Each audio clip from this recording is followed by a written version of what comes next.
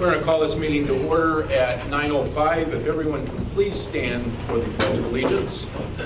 I pledge allegiance to the flag of the United States of America and to the republic for which it stands, one nation, under God, indivisible, with liberty and justice for all.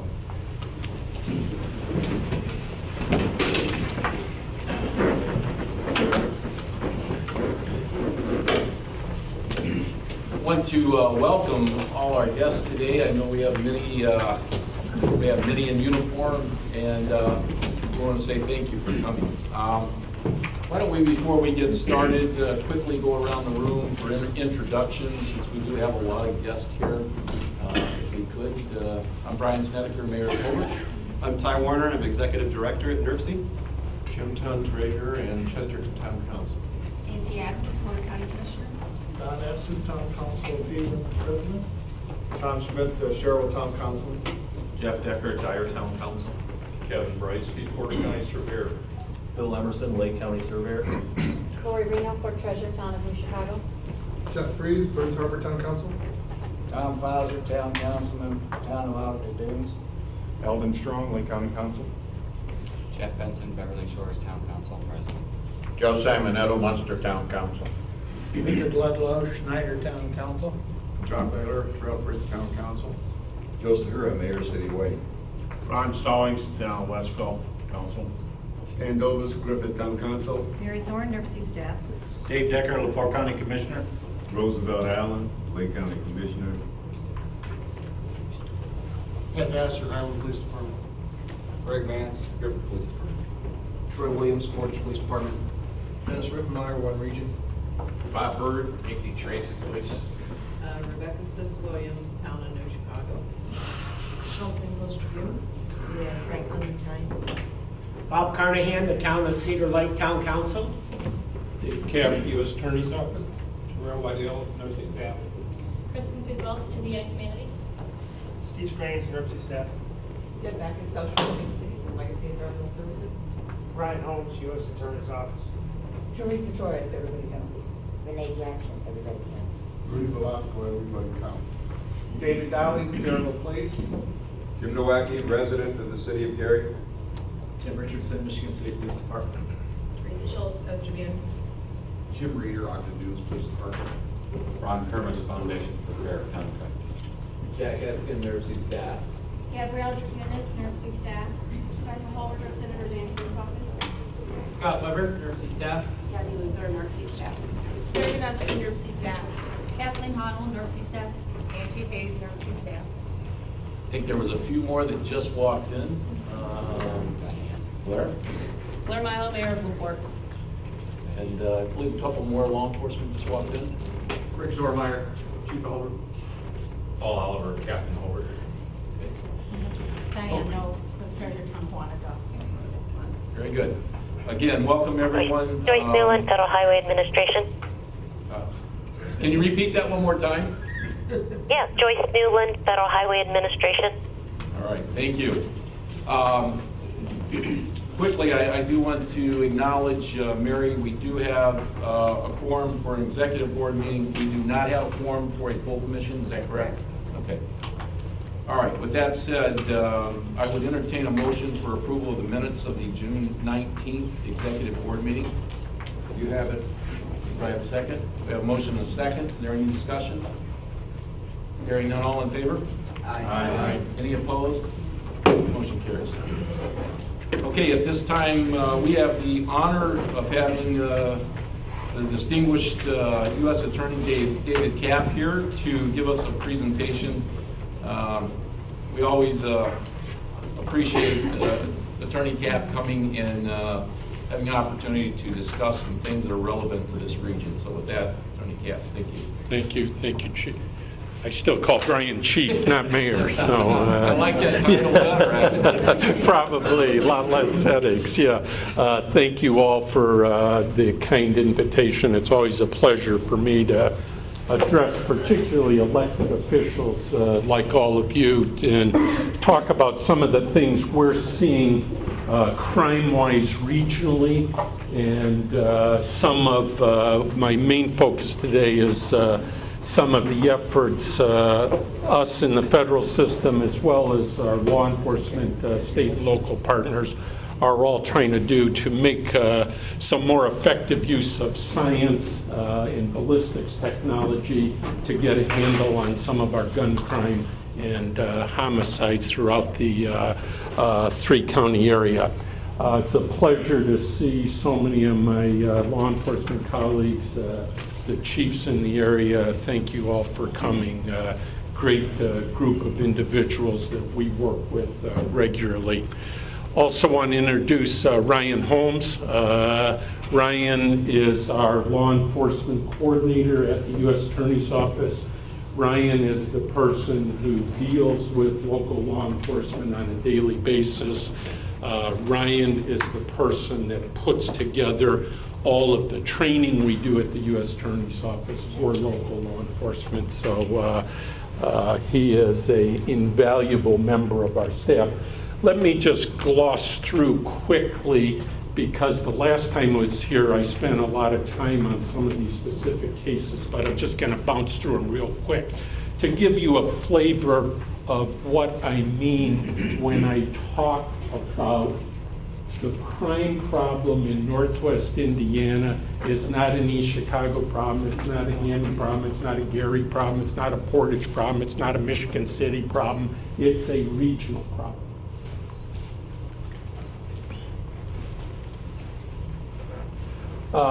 Again, I'm going to whip through these quick. These are cases we've done in the U.S. Attorney's Office over the past couple of years, which illustrates it.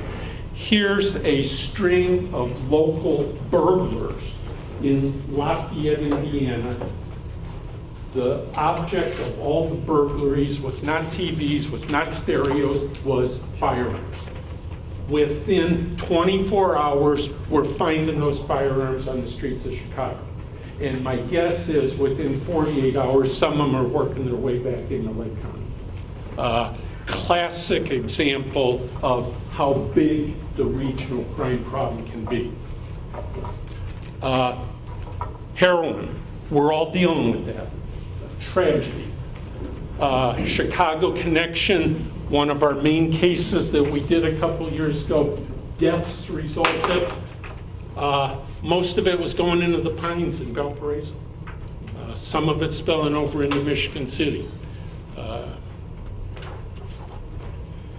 It's not always the big cities. One of our major methamphetamine prosecutions centered in Couts. But where was the meth going? It was going into some of the smaller towns and also into some of the bigger cities. So the crime issues flow in many directions. But here's my Exhibit A example of the regional crime problem. There's a gang battle in Chicago. Long story short, where does that gang battle play out?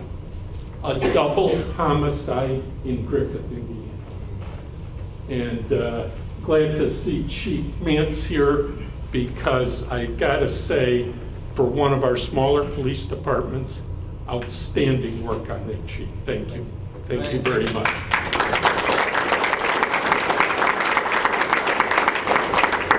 And that double homicide was the starting point for our Latin Kings investigation. So we started with the double homicide in Griffith, Indiana, for a dispute in Chicago. And we eventually ended up 18 months later with a federal indictment with 21 major Latin King members.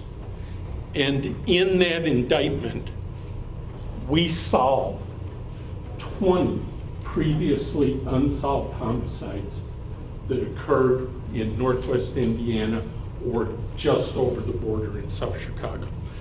And what I really want to talk about today is some of how we piece together a lot of those 20 homicides that had been previously unsolved. The ATF is our principal agency with guns.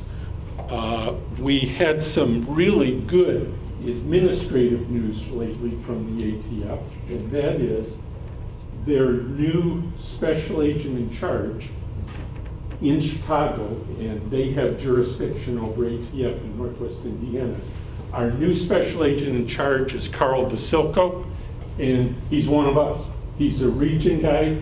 He was a former Munster police officer, and now he's in charge of the ATF in Chicago, and he knows what we're dealing with out here.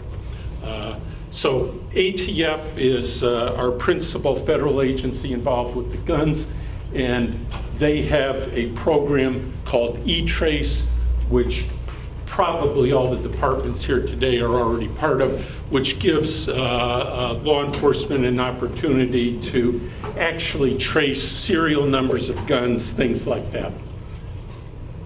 It's cost-free, et cetera, but as I said, I believe most of the police agencies here are part of E-Trace already. The real scientific guts of what we do in ballistics, though, is called NIBIN. And the chiefs here know 100 times more about this than I do, but basically any firearm leaves a fingerprint. It leaves distinctive markings on shell casings. It leaves distinctive markings on bullet. It leaves distinctive markings on fragments of bullets. The firing pin makes a distinctive mark. When you load it into the breech, it makes a distinctive mark. As it comes through the barrel, the rifling in the barrel makes a distinctive mark, etc. So what we are all trying to collectively do, federal, state, and local, is to get consistent in how we handle firearms evidence at a shooting scene, because these are key pieces of evidence, and it's information like this that quite frankly allowed us to solve many of those 20 homicides that we did in the Latin Kings indictment. We talk about a hit, and a hit is a certified lab technician being able to make a linkage between a shell casing that was picked up in Lake County in January and a bullet fragment that was picked up in Porter County in November. And to tell us came from the same weapon. Then we use E-Trace, hopefully, and figure out where that weapon originated from, things like that. But here's a typical hit scenario. Homicide scene, casings at the scene, a bullet removed from the body, and get the evidence entered into the lab, let the lab people take a look at it, and 2 months later, lower right-hand corner, local PD might make a speeding stop, and guess what we've got? Suspect in custody, firearm seized in the car. The firearm matches the homicide from 2 months earlier. Here's a real story just out of Chicago on how they used NIBIN analysis to solve at the time, 12-year-old homicide. And that was, gentleman was killed upper right-hand corner in 1995 in Chicago. No gun was ever recovered, but they did recover the ballistic evidence, and the ballistic evidence was submitted into NIBIN. Then, 8 years later, upper left-hand corner in 2003, Chicago PD recovers a Glock 9mm, the Glock's traced, et cetera, they match. So they know that in 2003, this gun they recovered was the gun from the 1995 murder scene. We can do E-trace in the lower left-hand corner, track the gun down to a purchase here in Indiana. Long story short, eventually the purchasers identified, traced to the offender, and 12 years later, the offender is convicted for that gun crime. So this is a real live success story about how useful scientific evidence can be to us.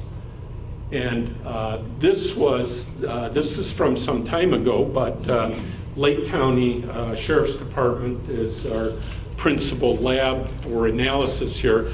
And this, I believe, is the first hit they got when the lab started up, like back in '99, and give you, again, a good illustration of how effective this is. Drive-by some shootings in Griffith in July of '99. Those casings were all recovered, all submitted into evidence, all submitted into NIBIN. A month later, there's a tragic child killed in Gary in a drive-by shooting. Again, the casings are all submitted to NIBIN. There's a link between the two cases. That information we get over to our FBI gang task force, and using informants and witnesses and what have you, you start to be able to piece together, well, who was out here in Griffith in July and who was out here in Gary in August, and the next thing you know, we can get a federal prosecution and make a conviction there. This was a very successful hit, and the first hit that the Lake County Lab had, and it was even featured in the National Police Chief magazine. So 2 examples of real live cases and how it helps law enforcement. Just in summary, the benefits of what we can do with E-trace and what we can do with NIBIN. They work hand in hand. So my pitch to everyone today is all of us collectively, law enforcement, federal, state, and local, need to do better. We need to all be more consistent with how we handle and treat ballistics evidence at crime scenes. And we also all need to be, including the federals in this as well, we just all need to be more prompt in getting that information into the labs, because once the labs have it, that information can be accessible to any police officer in the street in the 3-county area. There are some jurisdictions around the country that have had some significant firearm violence, Denver, Colorado, a couple of major cities in New Jersey, and they have really embraced this concept, and they are almost to the point where they're working on a 48-hour turnaround from the time of a shooting scene to the time it's through the lab and out to the police. So that's something that we're going to all work for collectively here. But as I said, you noticed in some of my earlier slides, I think of three of my 4 cases had Chicago connections. I always say my legal jurisdiction stops at the state border. My problems certainly do not. Your problems certainly do not stop at the state border.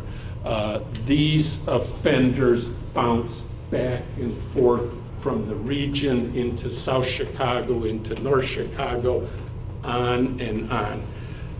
We've been working a lot with Chicago PD, because when I talk about local law enforcement, I now include Chicago PD, because they are a key player in what we're doing. Ryan Holmes, who I introduced, Ryan regularly goes up to Chicago PD.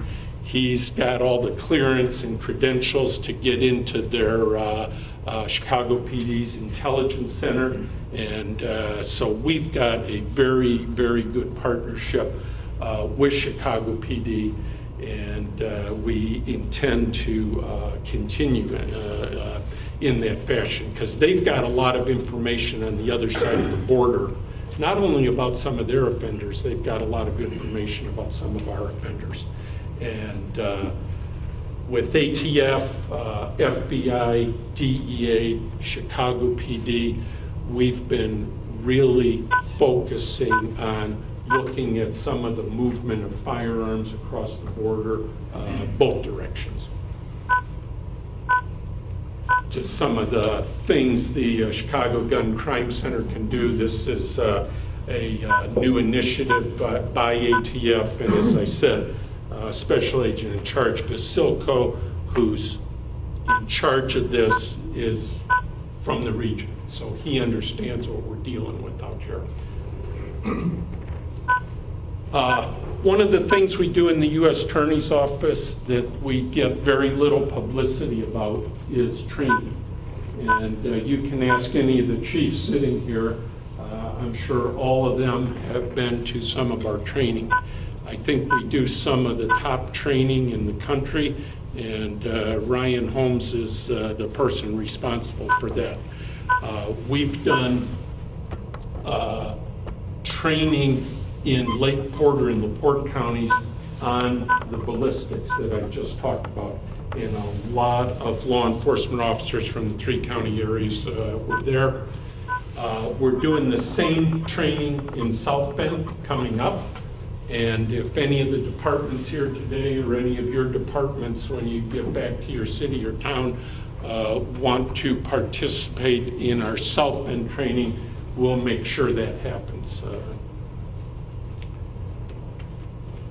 And in conclusion, again, I just want to emphasize we're all working together, state, federal, and local. It's a great partnership, and we're all on the ballistics trying to do it a little more consistently and a little more promptly, because I am convinced that if we do it right, we can do some more Latin Kings type prosecution and really get to the bottom of some of the violence that's going on in the 3 county area. One of the real powers we have in the U.S. Attorney's Office that my state counterparts do not have is when we make an arrest on most of these cases, they don't get bond. They're held without bond. So you take that Latin Kings indictment that I referenced, and think about it. We took 21 violent individuals off the street in one fell swoop, and none of them got bond. Makes a major difference in the field. So again, thank you all. I appreciate everybody's time. I appreciate your kind invitation. So, and if there's time, Chief, take any questions or. Mr. Carnahan has. The last time you were here, you talked about Lafayette having break-ins and stealing guns, and the next day they landed in Chicago. Exactly. That's one question. The next one is, since I'm from Cedar Lake, the last time you reported that Couts was producing meth and it was ending up in my town. Yes. Is it still at the same level as the last time you were here? We broke up the burglary ring in Lafayette, so I've not seen that happening. The meth, we broke that big ring, and they're all in jail that I talked about that was running it into Cedar Lake. But unfortunately, the meth is still out there. And it's a constant law enforcement problem for all of us. And it's one of those law enforcement problems that is centered often in the rural areas, not in the urban areas. So meth is still a problem, but it's not to the extent it was when I mentioned that one case, sir. Thank you. Yeah. Other questions? Yes. Yeah, Dick, yeah. How many labs are IBID certified in this area? Just the county? Is that, Ryan knows those details. I believe Lake County has one, South Bend has one, and state police has a few.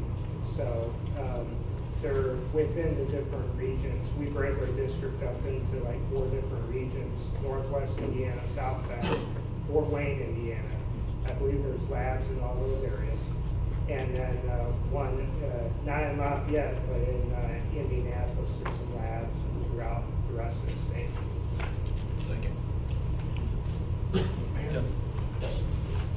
Dave, you mentioned Lake County as the lab. You also described 48-hour turnaround times in some of the other communities. I have heard that the turnaround time in the Lake County lab is on a good day a month. Yeah, and I'm not casting, dispersions on the Lake County lab because they got a ton to do. And it takes very trained, experienced technicians to run through that. And I think all of us collectively understand that's an issue. And it's an issue that I know Mr. Vasilko, the new ATF SAC, has been working personally on trying to assist over there, possibly some more equipment, things like that. So, yeah, it's an issue we're all aware of, but it's also, unfortunately, the reality of what we deal with in terms of the volume. Thank you. Yeah, Chief. Question. You referenced our case in Griffith. It was a very complicated case, very involved, and it took a lot of resources in Mr. Camps to take that case on, and he deserves some recognition for that as well. Yeah, thank you. Thank you very much. Yeah, thanks, Chief. Yeah. Can I ask a question? Yes, sir. As elected officials, is there any legislation that you would like us to push for with our representatives or senators as we meet with them on other issues? Nothing strikes me off the top of my head. I think, though, I appreciate all of your interest in this process, and I think you as elected officials understanding this and being able to talk to your state representatives about things like this is only going to help all of us in the long run.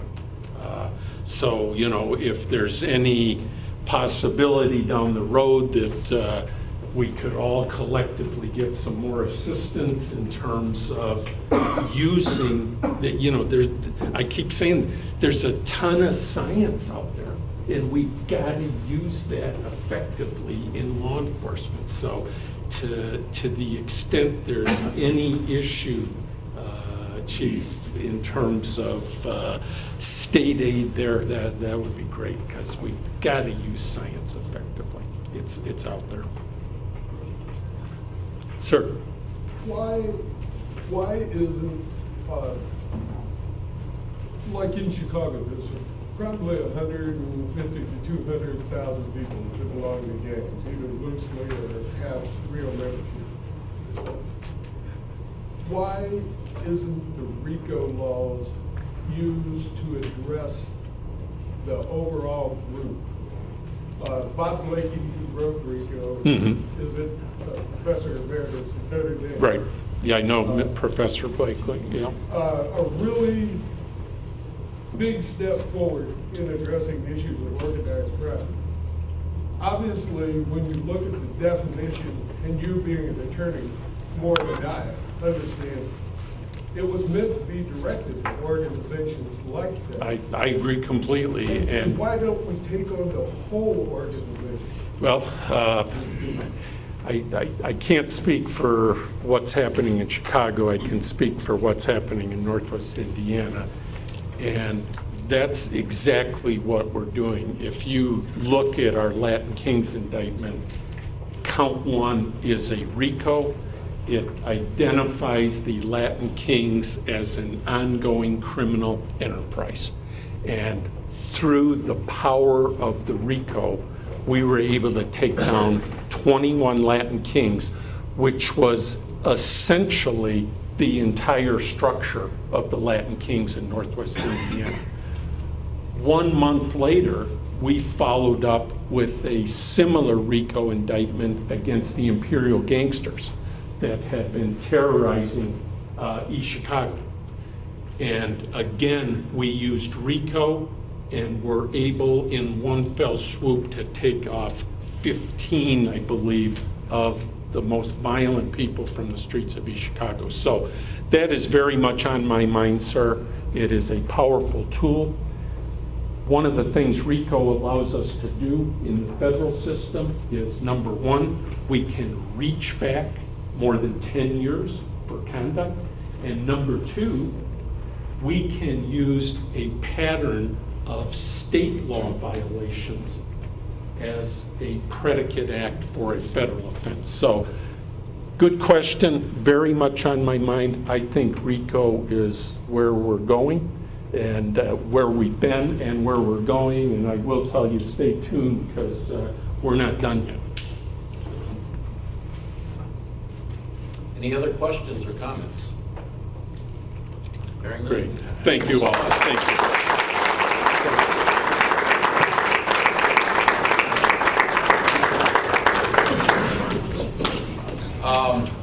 Before we go on, certainly I know that there's a lot of law enforcement in here, and there may be other commitments that you have to go to. So if anyone needs to excuse themselves from the meeting, please feel free to do so.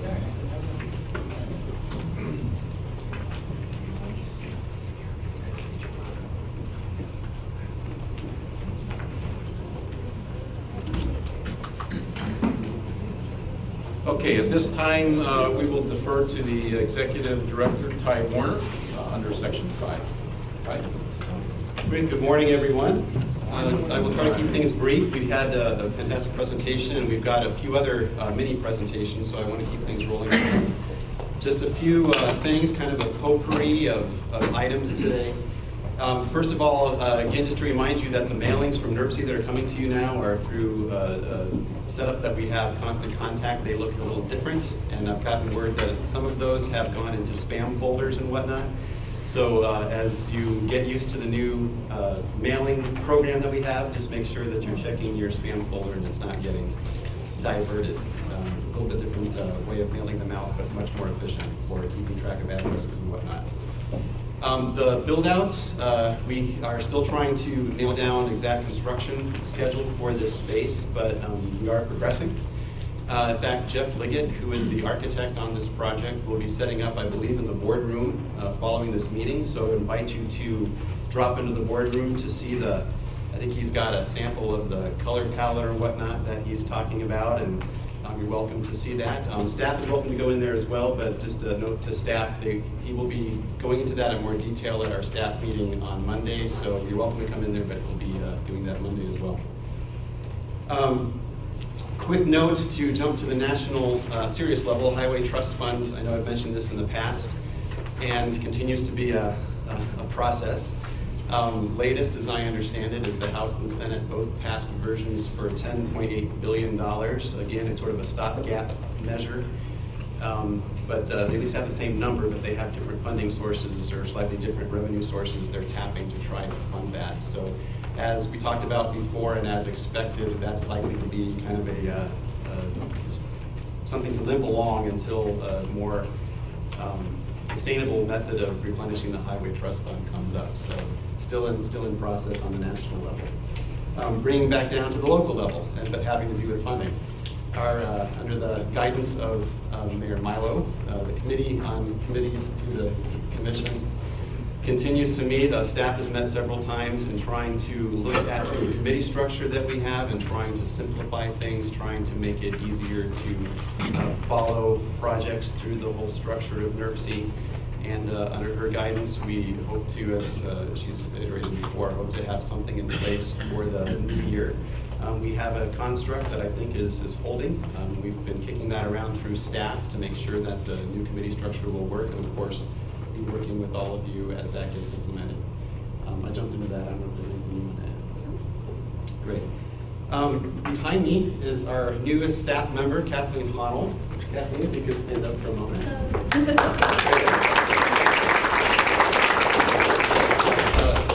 is our coordinator of procurement, accounting and procurement.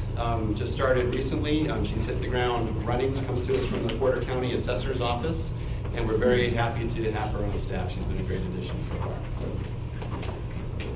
just another quick note, we are continuing to work with NICTE on TOD efforts, and particularly in related to the Strong Cities Symposium that I'll talk about coming up here on the agenda shortly. And the Bikes on Trains study continues to progress. We've received proposals, and those will be scored shortly. So Bikes on Trains is moving along as well.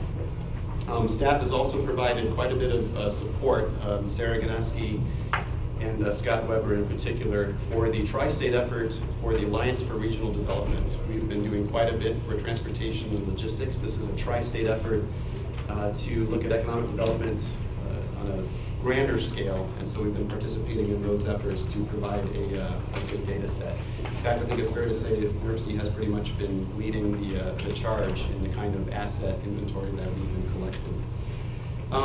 Scott and Sarah also asked me to announce that for your engineering staffs, city engineers, there is a educational functional classification meeting. That's a classification of roadways that will take place on July 28th. That's Monday, July 28th. And that will be from 10 o'clock to noon. Again, July 28th, next Monday, 10 o'clock to noon, functional classification. That will take place at the Construction Advancement Foundation, which is right across the street, right next to this building. July 28th from 10 o'clock to noon. I assume the information will be going out for the engineers, but so you have that and can relay that to your engineering staff. That's my potpourri of items. Unless you have any questions, I can move into the Strong Cities. Great. Question. The patch on the trust fund is through May, correct? That's my understanding, exactly, through May. Right, thank you, Jeff. Yeah. Yes. At the NACO meeting the last few days, their new directive, every year it seems like the president picks out something to push, and this year it's going to be transportation, and particularly all kinds of rail transportation. So they're going to be pushing very hard on that, and highways and bridges. So that's going to be their priority this year, to push on that. And they want a 6-year plan for the Highway Trust Fund, so that's what they're pushing. Thank you. It's been very helpful to have Mr. Decker involved in NACO and the Transportation Committee there, so we've got good representation both in NARC and NACO too. Sure, everybody. We got good representation, everybody. All right, Strong Cities is Strong Cities, Strong Communities, and Strong Northwest Indiana. The information on this symposium is in your packet. In fact, we included the entire agenda for the event, so you can see how thorough this is. This is good not only for the city of Gary, which received the Strong Cities designation from the White House, but this is a big deal, and just wanted to underscore this. Registration has been going even, I think, better than we were hoping, and continues to climb, and would strongly encourage your attendance at this event if you can at all make it, or those of your people in your city council or staff. The registration information is here. There's a link to it on NERC's website. It takes place July 22nd and 23rd at the Genesis Center. Again, very excited about this event. This is really good for Gary, but it's also really good for Northwestern Indiana. So if you can all be there, please do. We have folks coming from all over to attend this 2-day event. And again, the agenda and all the information is right there in your packet. So we want to emphasize registration for that. If it's all right with you, I'll move into our staff presentation. We have somebody who's had 25 years of service here at NERC that I want to recognize, Terrell Waddell, who is along the back wall. Terrell, if you could stand up, in fact, come on up.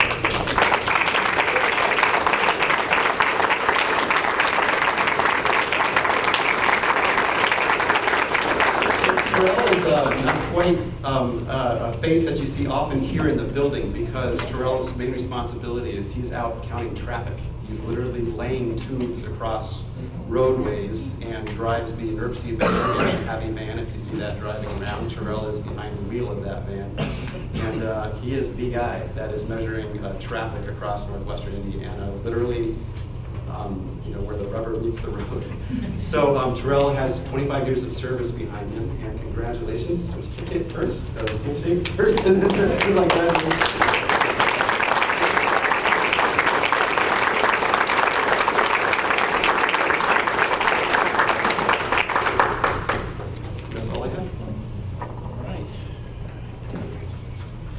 Let's move on now to Finance and Personnel Committee. Chairman Tunn. The Finance and Personnel Committee met this morning and proceeded through its regular order of business, and I have a couple of things to bring before the Executive Board. It's not a full commission. We're one short. One short. Well, we'll make the report regardless. The review of the financial status is found to be sound. We have no cash issues, and the audit report, I'm going to show you what the audit report looks like, was issued on July the 3rd. So anyone who has not yet received one, look for the audit report. That will be coming forward, and it's a document that anyone can access. It's also on our website. And there were no comments or issues, and congratulations again to Angie Hayes for her great work on the audit and her staff as well. The building improvement status becomes a little bit more complex.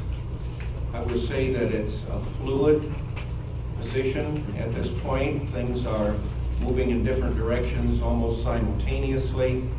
We've had one meeting putting people together at the table. Some things were clarified, some yet to be clarified. Will be a meeting, or there will be a meeting tomorrow with another group that has not yet signed off on the project so that it can be sent to the state. The construction project has not been sent to the state, and after it is, it will take 2 to 5 weeks, we're told, from submittal before we hear anything back.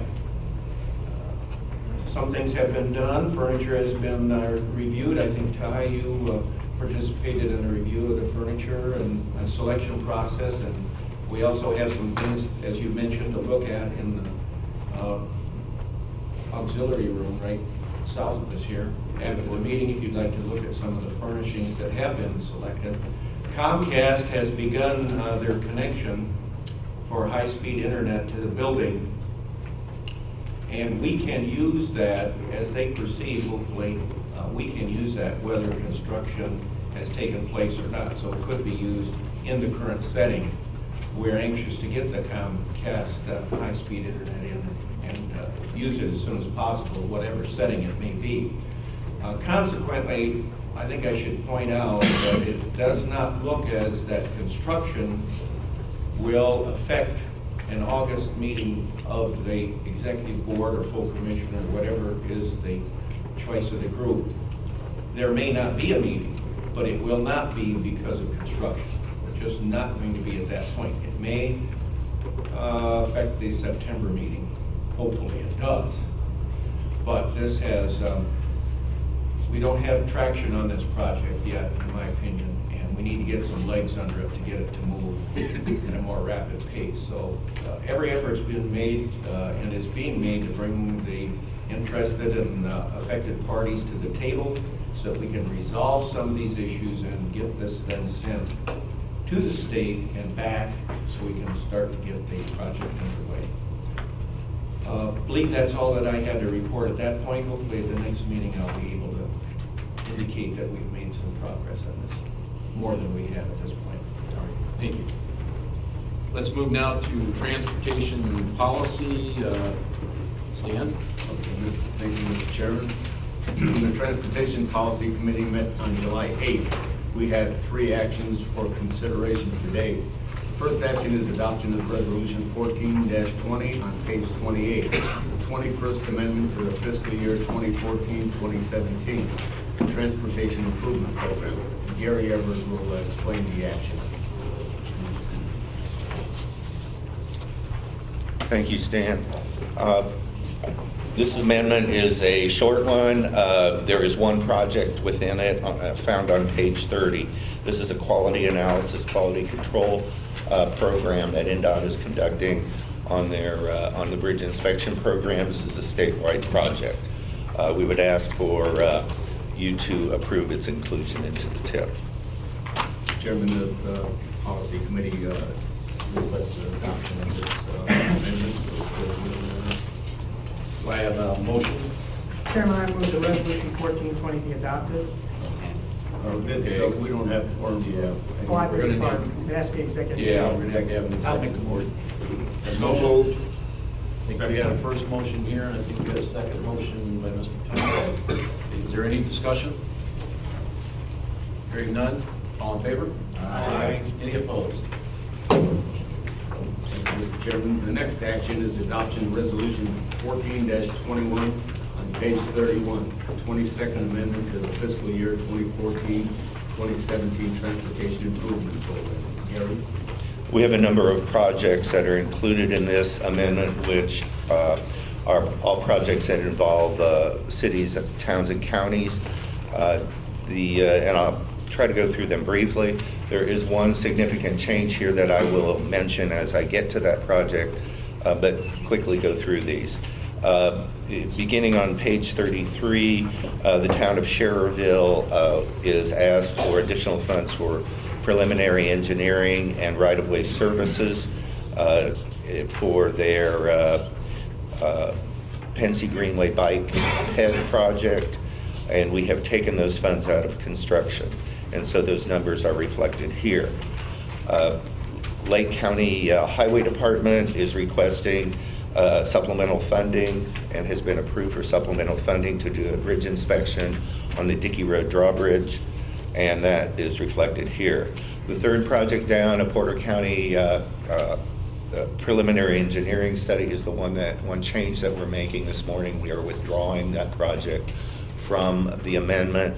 There are some issues with the earmark funds that were proposed to be used for this, so we will be deferring that to a later point in time when the county has worked out the necessary arrangements with Congressman Visclosky's office.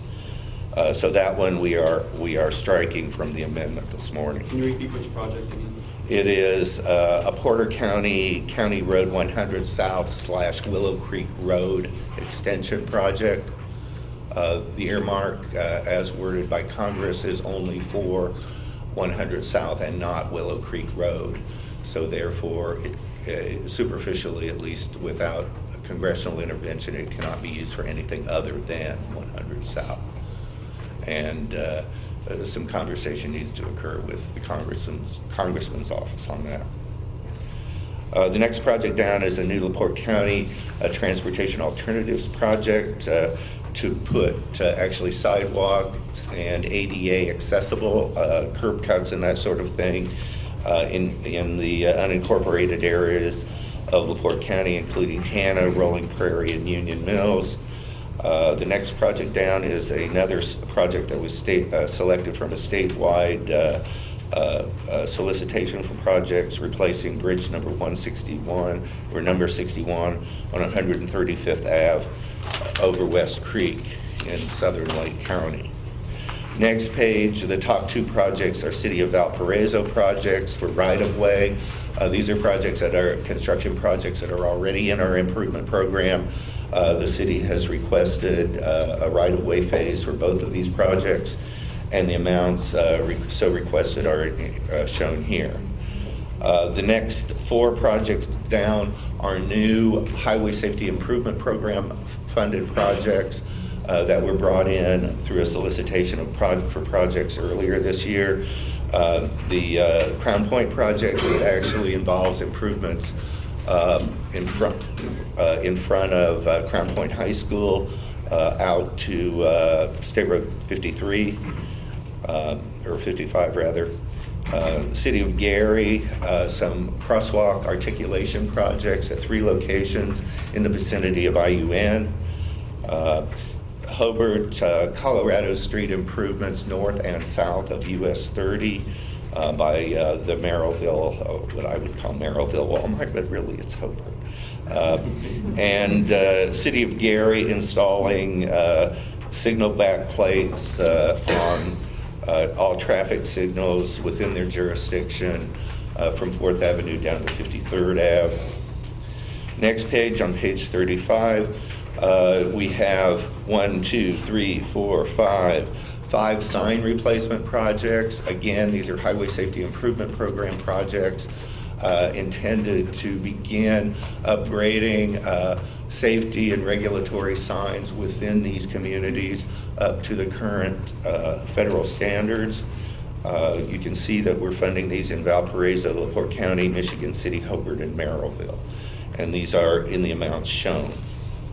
The final project on page 35 is a replacement of the Otis Road Bridge over the Little Calumet River.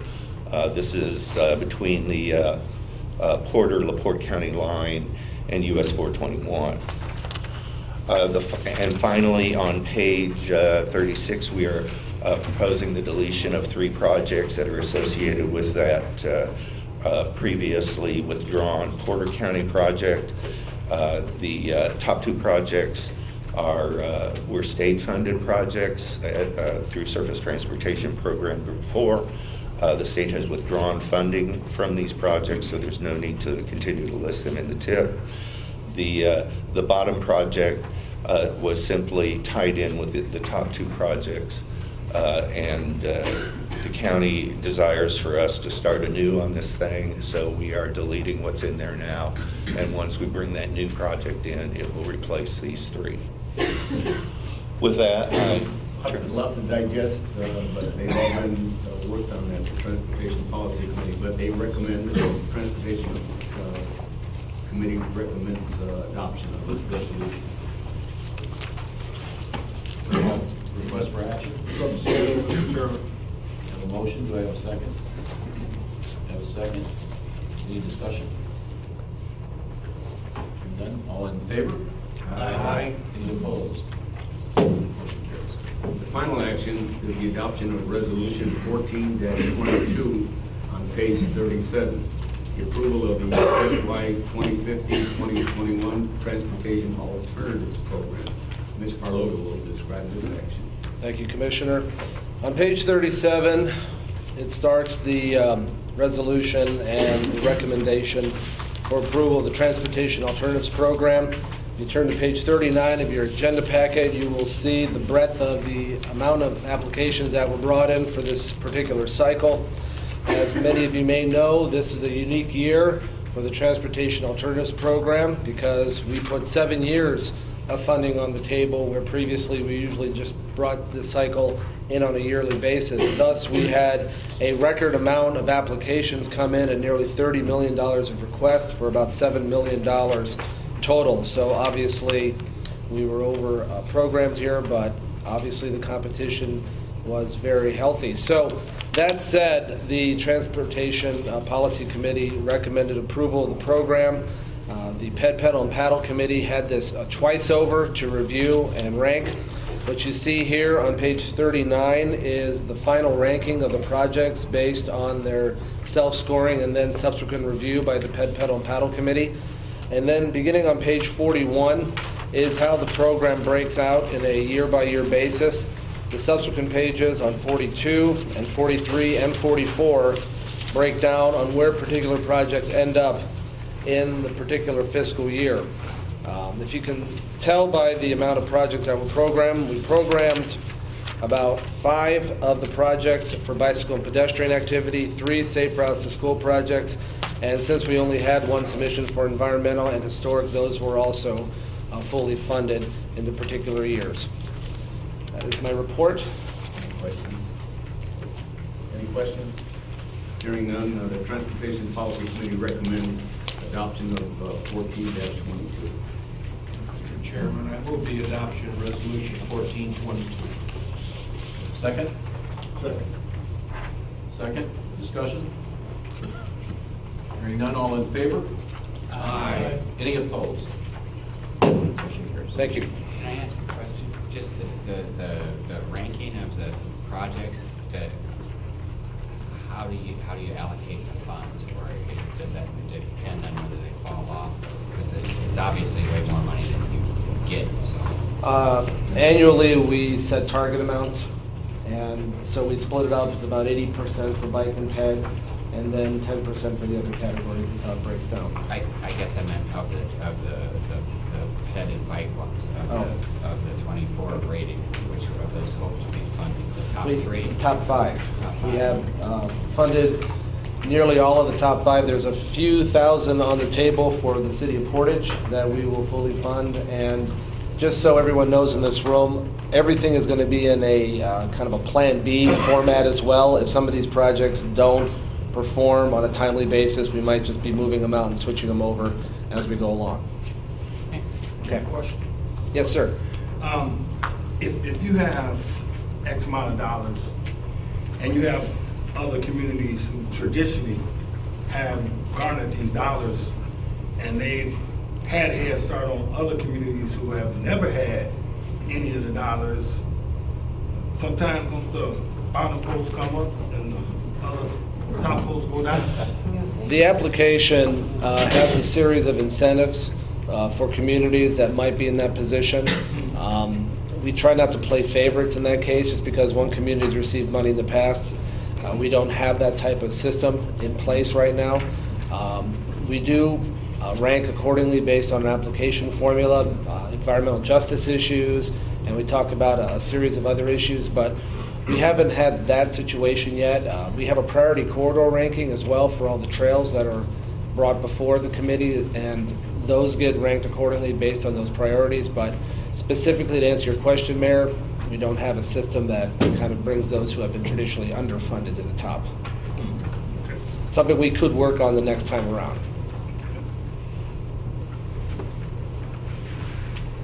Thank you. Thank you.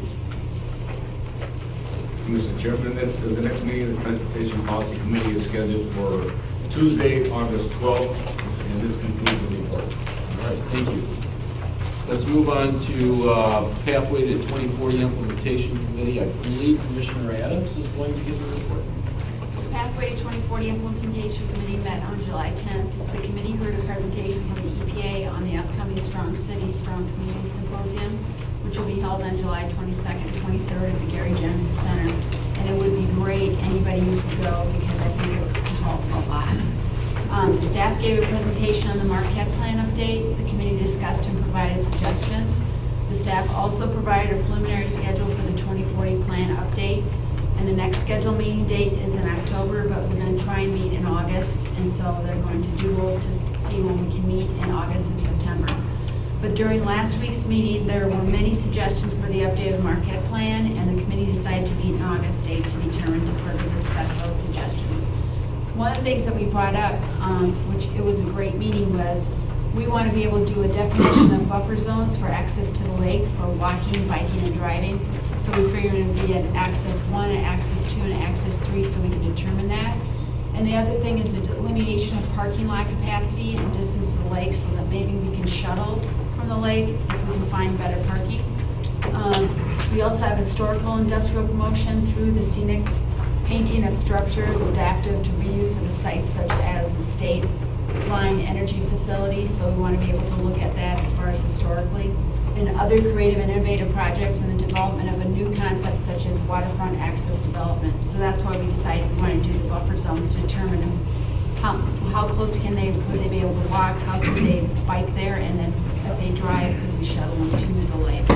So we had a great discussion on that, so we decided we wanted to meet in August so we could actually get that together. So, because they want to get this 2040 plan updated, taken care of, so we thought if we could add that, we would do that. And that concludes my report, sir. Thank you. Let's move on to NDOT, Mr. Alderman.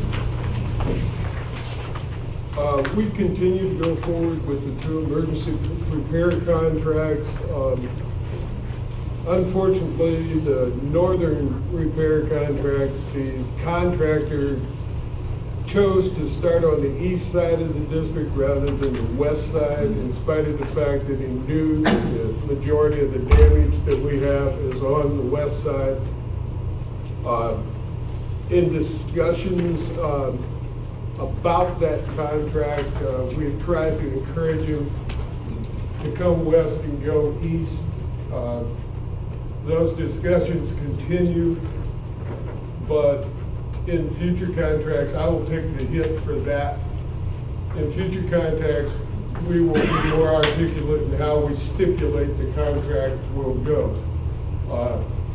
I don't really like it at all. We all know that the major portion of the damage north is in Lake Porter, some LaPorte, but it certainly isn't, the worst isn't in South Bend. Unfortunately, we're going to have to deal with the contractors we have before us.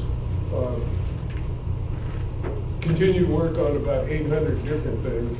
A lot of issues, a lot of things going on. Try to work with a number of people here. I know that we've done, Roosevelt, I think we have things set up for your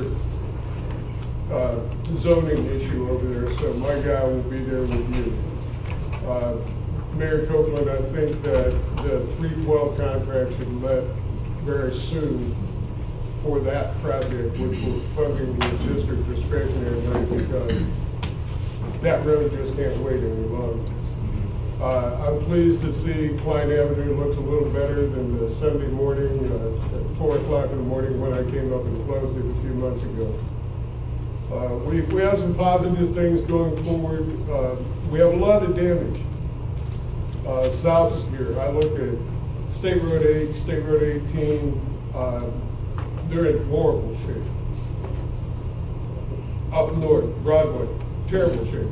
In Broadway and Garrett, 53. So we have a number of roads that have really taken an incredible hit through this winter. As I know all of you are confronted with the same problems. We've tried to help out, especially with Mayor Freeman Wilson. I have trucks, a number of trucks there hauling debris out of Gary from the houses that are being demolished. We've come in and did a little extra work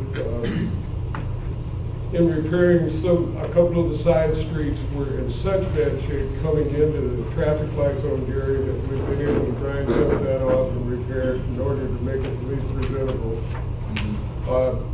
We almost had a catastrophe last Friday with the funeral of the Gary police officer, God rest his soul. In that the FOP really wanted to close both 4th, 5th. We knew that couldn't happen because of the steel mills. They were pretty adamant at that time that they wanted to do that. We were able to spend some time together and really work out a decent plan that went pretty well without a hitch, considering the amount of traffic and everything that took place there. And it was a good opportunity for us all to find ways to work together to make good things happen.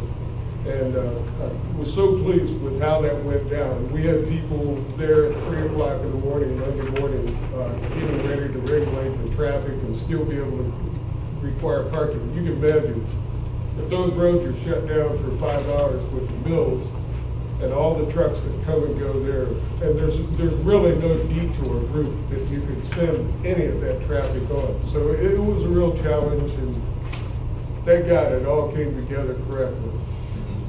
I know your Pierogi Fest is coming very, very soon. With the 12 and 20 project, if you start to see something happen, call me, so we get it straightened out. Thank you. For anyone else that has a festival, we have a project going through your town, and you can foresee that there may be a problem, let me know, and we'll find a way to get around that problem or stop the construction and provide access. Just don't call me at like midnight and say I need this at 6 o'clock in the morning. That will make it a little more difficult. But give me a little lead time and we'll find a way to address it. We continue to move forward, but we're moving slowly because just like everyone sitting here, we have limited resources. We're trying to use those resources as widely as we can. Other than that, I'm having a great time. Bob, I know I have, and I don't know about some of the other communities, but we've been starting to receive some complaints about visibility at intersections along some of the state roads, the rain and some of the growth of, certainly. And we're trying to deal with that what I found when I started to inquire was the contractors, and many of those are mowing contracts, especially on the interstate, was I'm tracking down this contractor that should be cutting grass in Indiana, and he's up in Michigan cutting grass. And at that point, I advised him I hope his children were going to public universities because in the future they weren't going to be able to afford private schools. It is a question of getting these people in place, and again, it's the kind of contract that when they're rewritten, need to stipulate when these people start, period. And then we have some legal recourse. We're out mowing right now, and I'm using forces in some areas where we have contract mowers, such as Davey Rand contacted me at the interchanges on 65 in his area, which we went out, the guys went out and looked. Between trying to fill potholes and also finding ways to mow, it's difficult, and we're giving our best shot. And if there's a real problem area that you know of, send me an email, and I'll see that somebody gets there and deals with it. It's just hard to overcome coming off of this winter. It lasted way too long, did way too much damage, and I have a limited number of people to cover 13 counties, and it's challenging at times. Bottom line, anything that isn't right in those 13 counties, I take full responsibility for. And we'll find a way to fix it. But I'm not evading the fact that I'm responsible for what happens here. Thank you. Thank you. Any questions of Mr. Alderman before we move on? Okay. I do not believe Sergio is here, is he? I know he was under the weather yesterday, so we will move on, and hopefully we can get on the agenda for next meeting. Just want to give a big shout with NERC's participation and their assistance with the city of Hobart in our city comprehensive plan. I will tell you that if you're in the process or thinking about undertaking a comprehensive plan for your city, NERC staff is invaluable. They were an amazing asset working with our city on the comprehensive plan. And I know Sergio wants to make a more formal thank you and comments, so I'll reserve that for hopefully the next meeting. But again, I want to say thank you to the staff that played such an instrumental role in that. We want to name them by name, but I'll let Sergio do that hopefully at the next meeting. Okay, let's move on. Is there any other business come before? Yes. Brian, I have a question that just occurred to me. Wasn't it about a year ago that Ty was hired? January of last year and a half. So it's a year and a half. Time flies. Time flies when you're having fun. My compliments to the people who chose Ty Warner. Ty's a great guy. There's no one I enjoy working with more, as with all of you. But having the opportunity to work with Ty over the last year and a half, like you said, time flies when you're having fun. Obviously, the winter was a great time. I just personally, I really enjoy working with you, and I'm certainly glad you're here. With all of you. I can think of, there's no one sitting at this table that I don't enjoy, other than Dave Decker. Sure, Tom isn't here to pick on me. Just remembering everything that everyone went through with the selection process, great choice, that have worked very hard. All right, thank you. Let's move on to announcements. I believe Steve Straits has something to bring to the For all the money that I have in my left pocket, exactly when did Indiana become a state? December 11th, 1816. December 11th, You don't have any money in his 1816. pocket, though. Actually, it was made, the actual law makes it effective.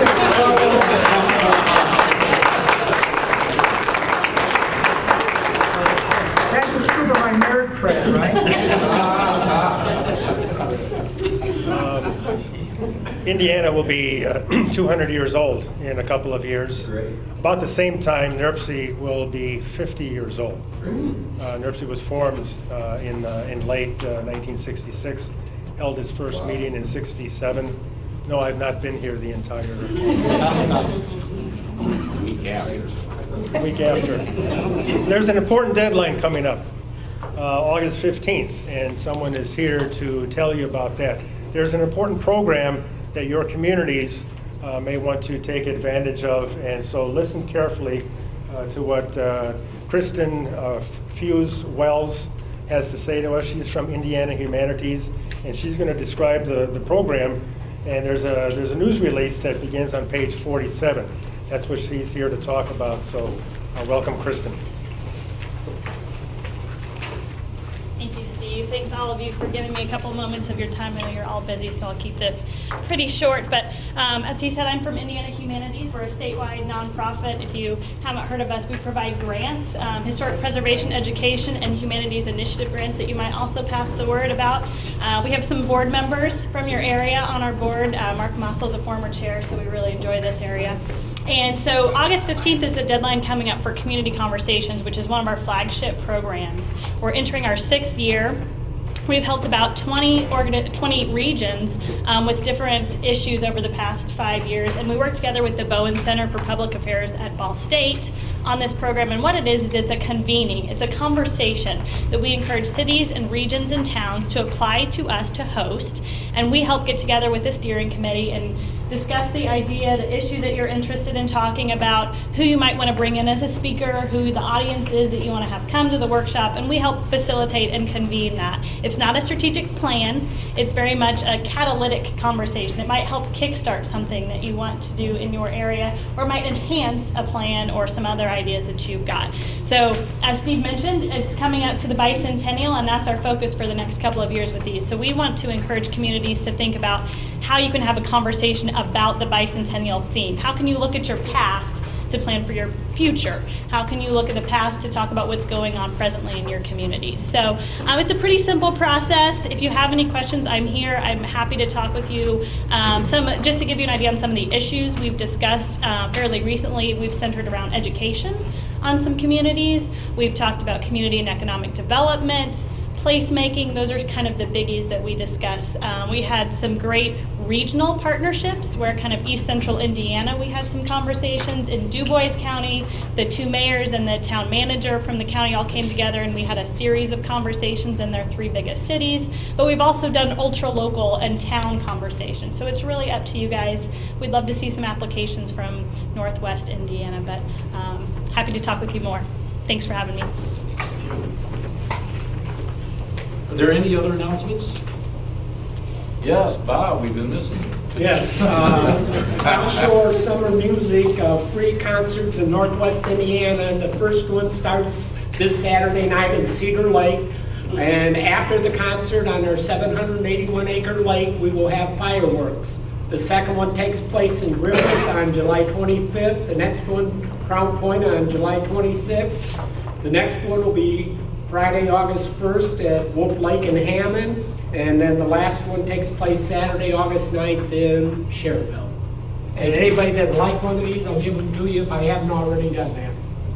Thank you, Bob. Appreciate that. If there's no other, yes? Yes, Gary Public Transportation Corporation. Just want to remind everyone that GPTC, North Township, Dial-A-Ride, and East Chicago Transit will be repeating last year's successful Transit Day to the Lake County Fair on August 7th of this year. Again, what we do is we have special shuttles throughout North Township, and we also connect with GPTC's current system and East Chicago's current system with a special route from North Lake County to the Lake County Fair site. That special route only costs $1, and even if you don't live near those areas, the route is a public route. If you want to just show up and get on the bus, that's no problem. The fare is $1. Again, it starts at 9:30 in the morning from Ultra Plaza in Highland, Griffith Plaza in Griffith. The Lake County Government Center also stops along the way. Starts at 9:30. The last bus from the Lake County Fair is at 7 o'clock. So we hope to have as many people there. So put it on your websites. It's on our website at gptcbus.com, and it's also on the Lake County Fair's website. We want to thank all those who have helped out. Everybody Counts did a great job of working with us in the Lake County Fair Board and getting this done. They invited us back, so obviously we had a great time last year. Any questions, I'll be here after the meeting. Thank you very much. Thank you. Yes. South Shore Clean Cities is celebrating our 15th anniversary across northern Indiana, helping promote the use of alternative fuels in transportation and reduce our dependence on foreign oil. July the 24th, 4 to 7 p.m. we'll be having an open house at the Purdue Technology Center on 9800 South Broadway in Crown Point. Hope to see you there. Thanks. Yes. I'd be a little remiss if I didn't. The Super Bowl race is coming up in Michigan City, July 27th. The race will be the second. All sorts of festivities going on during that time. Saturday's a taste of Michigan City and a boat parade downtown Michigan City, which is really something to see. So anybody that wants to come over, come on over, have a good time. It's free. There's shuttles take you to the beach, sit on the beach, watch the race, and have a good time. Very good. There's no other announcements. Let's move on to public comment. And first is Teresa Torres. Speaking of anniversaries, I'm going to take this up so I can tell how loud. Can you hear me? Yes. I can't tell real well with this. Speaking of anniversaries, next year marks the 25th year of the passage of the Americans with Disabilities Act. Now, sadly, recently the Indiana Governor's Planning Council for People with Disabilities gave the state of Indiana a C with respect to ADA compliance. Northwest Indiana came in at a D+. I think it's been very frustrating because NERC has the opportunity, particularly as the Council of Governments, and given your mission, you can play a valuable role in changing that grade. For about a year now, we've made requests and attempted to arrange for an opportunity to meet with your staff and discuss some of the ways they could be instrumental in changing that grade and bringing about much needed improvement. It's been about a year. We have been unable to make those arrangements. In fact, it took us about 10 months to even get an answer to our letter. We find that unfortunate. Sadly, the ADA and what it's about still seems to be seen by a lot of our elected officials as something they have to do. Now, that's not the case across the board. Many communities and many officials have embraced the fact that it's a philosophy of inclusion.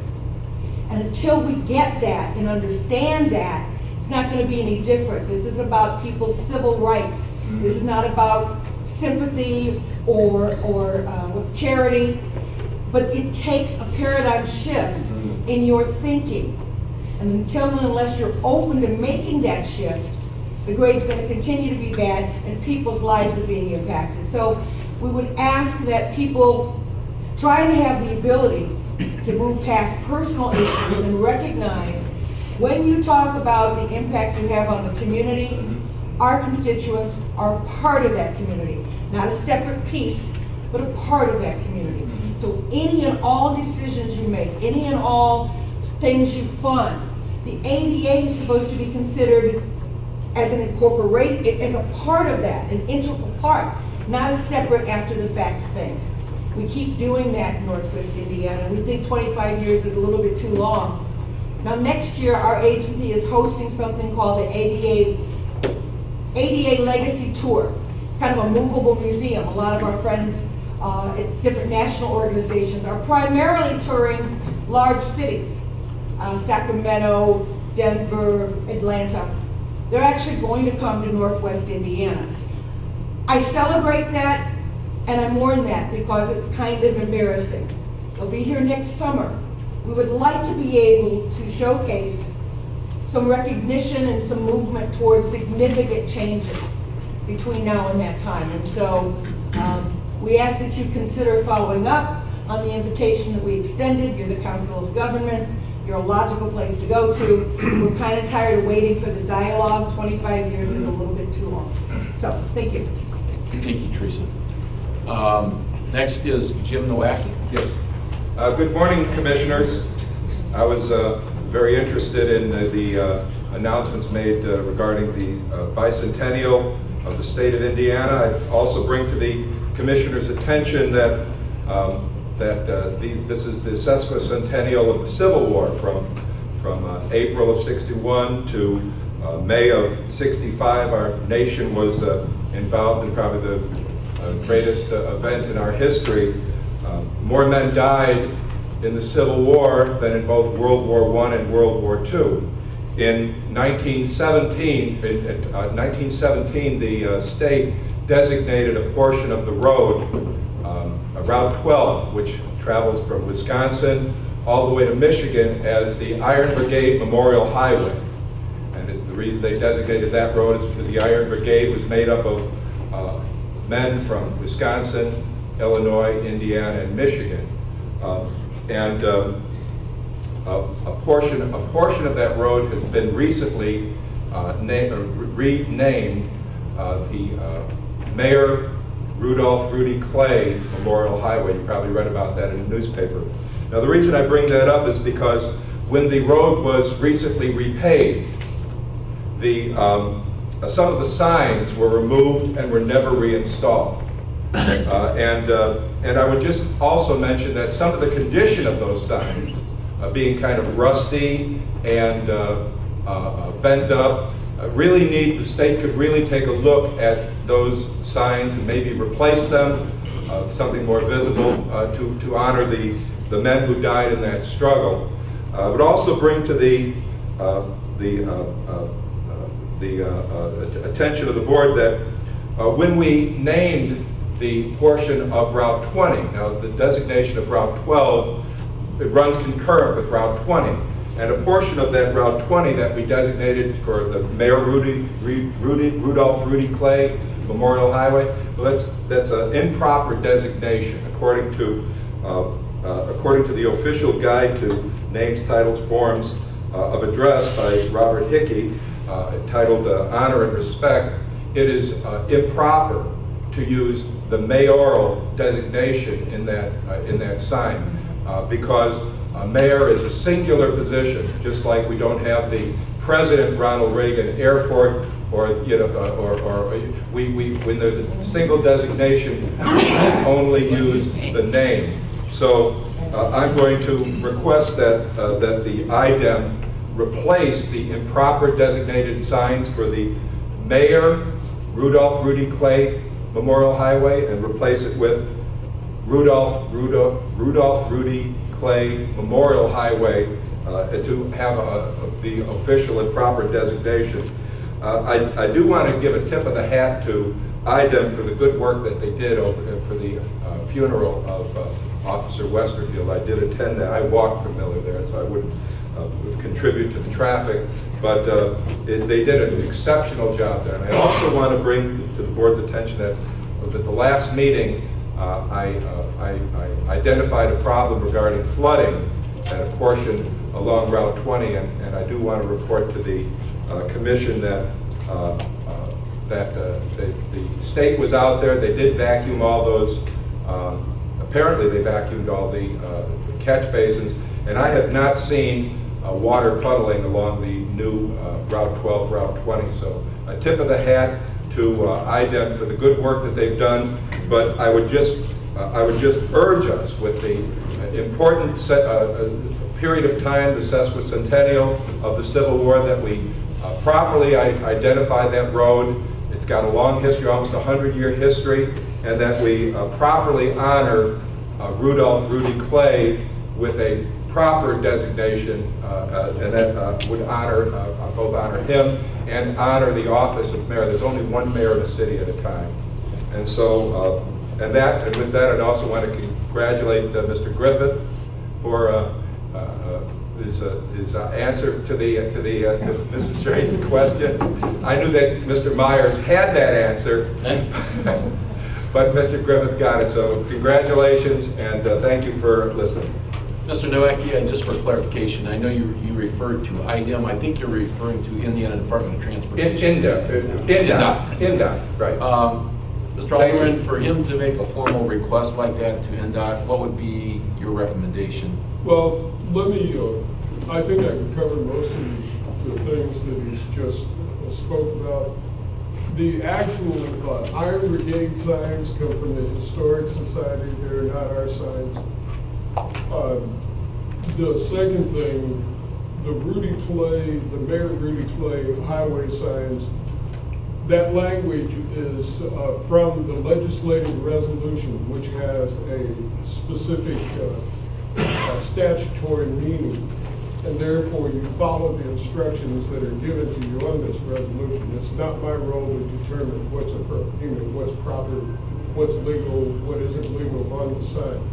It's to produce a sign as stipulated by the legislative resolution, and we certainly follow that. So his recommendation would be to contact his state legislator? Yeah, I mean, to get that amended? if there's a second resolution that asks for alteration of the signs, or there's an executive order, we follow those to the T. And this language came from that resolution. See what he's saying, Jim? You really need to contact the state legislator that probably made the presentation for Senator Rogers. And as far as the Iron Brigade signs, they line up the road. There's some of them were taken down, were not put back up. I'm not complaining. I mean, I'm complaining about the condition of all the signs, but signs that were removed, I even took them out of the debris, put them off to the side, and when I saw some INDOT employees, I made sure that they got the signs on their trucks to have them reinstalled. And there's two signs that I noticed have not been reinstalled. And now there are still signs on the road, but two signs are missing. If they're from a historical society, then all the more reason that they should have been reinstalled. Well, if they're in that poor condition, the Historic Society needs to provide new signs that request. It doesn't come from us, that they come to us with the proposal to install the sign. It's that contract, the contractor, I'll have to look at that. Construction does not, and for all of you, construction does not work for me directly anymore.